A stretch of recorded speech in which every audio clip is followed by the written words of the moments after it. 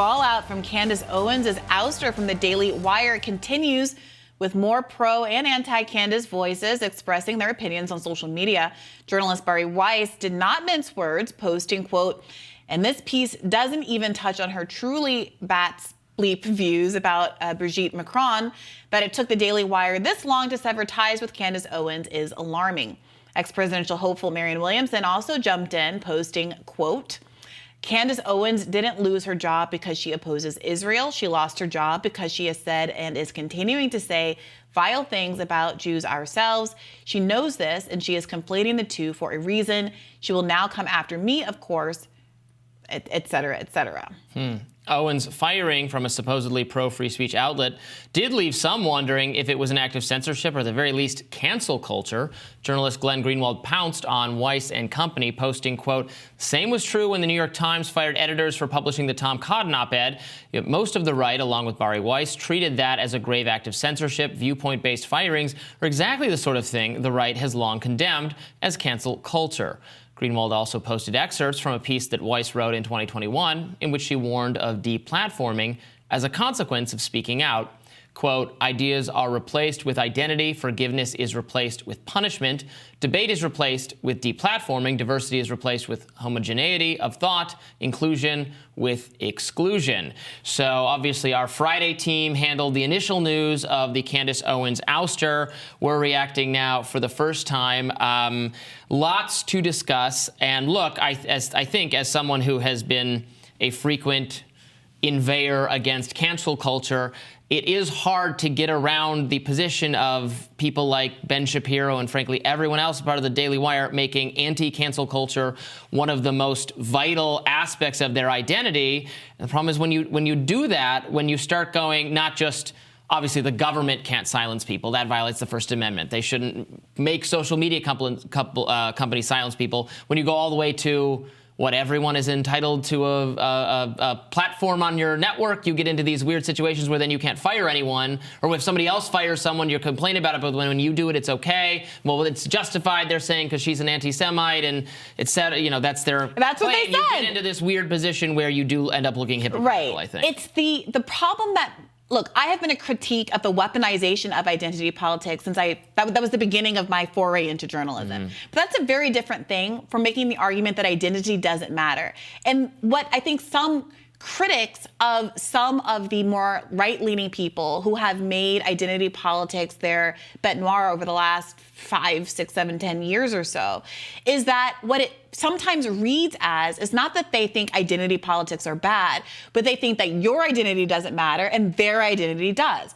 So it's all about being victimized if you're a white Christian male, or in this case, if you are Jewish. And obviously anti-Semitism is real and exists, but the question is whether or not they are identifying that Candace Owens has said things that are anti-Semitic, which I see people making the accusation, and I'd be interested to see the evidence of that, or if the critique is because she has a different view about Zionism and what is going on in Gaza than other people at the Daily Wire. Right. So there are some criticisms of her that I think are valid, even along anti-Semitism lines. Mediaite reports that she liked a tweet saying that Jews were drunk on Christian blood. That is anti-Semitism. Do we have, I'm just curious, I've seen that, but I haven't been able to see the tweet. I have it per Mediaite from Deadline. Right, yeah, that's fine. We should trace that down specifically.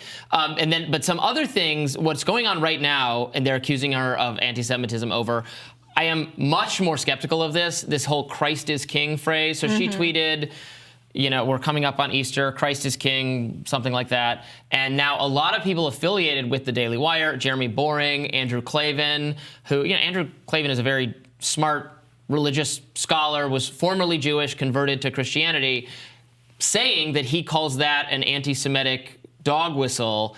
I'm seeing a lot of people. That's from someone who was formerly Jewish and converted to Christianity. Right. Isn't the whole break about deciding that Christ is the Son of God and that therefore you believe in Christianity? I was raised, I don't know. That he died for your sins? Isn't that the whole point of Christianity? I was raised Catholic, which is a slightly different thing. I have never come to understand that. And then again, I'm not the go-to source on religious authority, just so we're all clear. I have More so than this agnostic. heard that phrase described as anti-Semitic. This seems kind of invented on the spot to me, I'm just going to say. No, so keep in mind that this has all come on the heels of Candace Owens doing a couple of high-profile interviews with people who are very strongly supportive of Israel. So she's been in this back and forth with Rabbi Shmuley. We've talked about him on the show in the context of being an advisor to RFK Jr.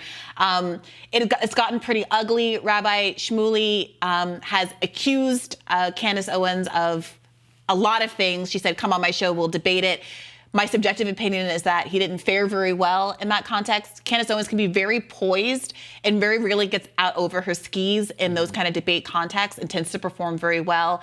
It got ugly in part because Rabbi Shmuley's daughter sells adult toys and is involved in that business, which I have no issue with at all. But Candace Owens tends to be more culturally conservative. And so there was this weird juxtaposition of Rabbi Shmuley kind of trying to claim a moral high ground at the same time that Candace Owens was trying to claim a moral high ground because of his promotion of his daughter's business.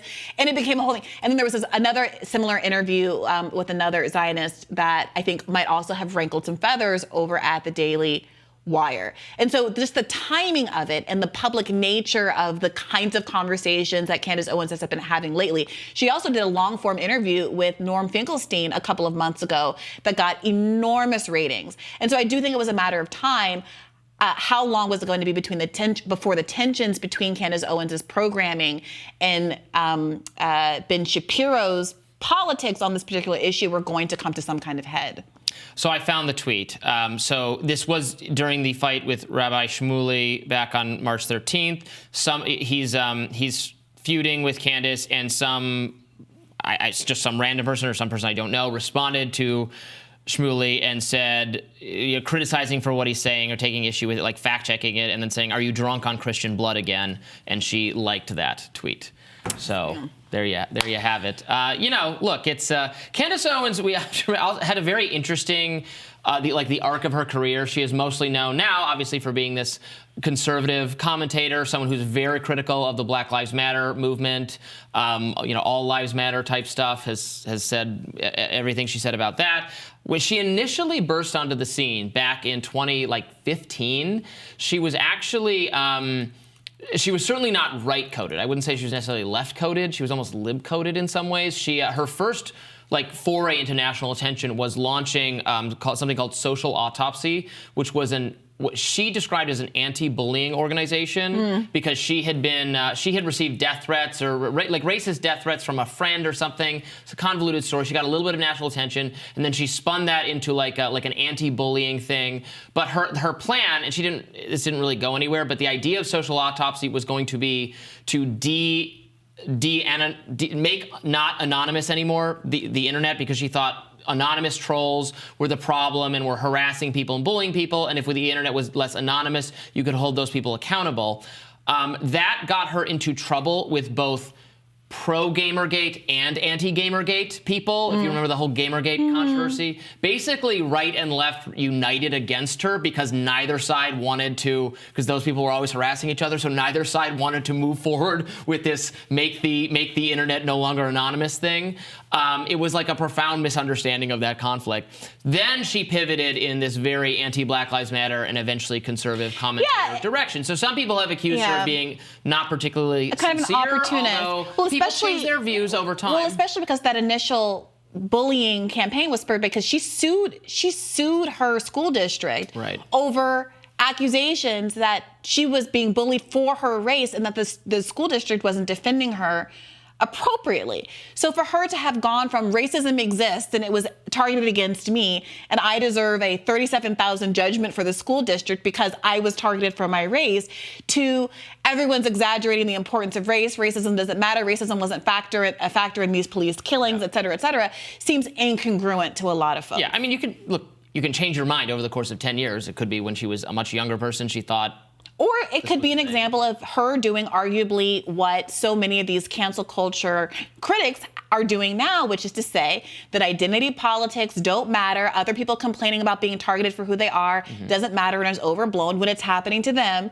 But when it's happening to me, it's a big deal and everyone should pay attention. I think the one thing you can't say about her, however, at least in her latest ventures, is that you're right. Like, she does not shy from a fight or a debate or an argument. So if you're going to say, you don't like her view, like the answer to instead of canceling her, have her interview people or have people on her show who disagree and they can fight about Israel or other issues or whatever it is. Like, she does do that. Yes. So it's not like she's just delivering a monologue that's totally contrary to what the rest of the people think. Like, she does do that kind of arguments.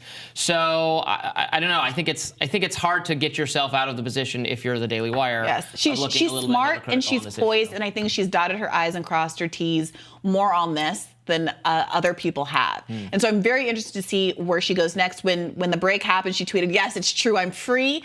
I don't know if she's going to kind of pull a Tucker Carlson or hang up her own shingle, start her own media company, but she certainly does have a huge audience that she's earned, I think, from being willing to confront her views and frankly change her mind on things that involve and have really more constructive dialogues on her channel than some other people in that side of the space have had, including some of these recent debates with Norm Finkelstein and the like, that I encourage people to listen to and make of it as they will.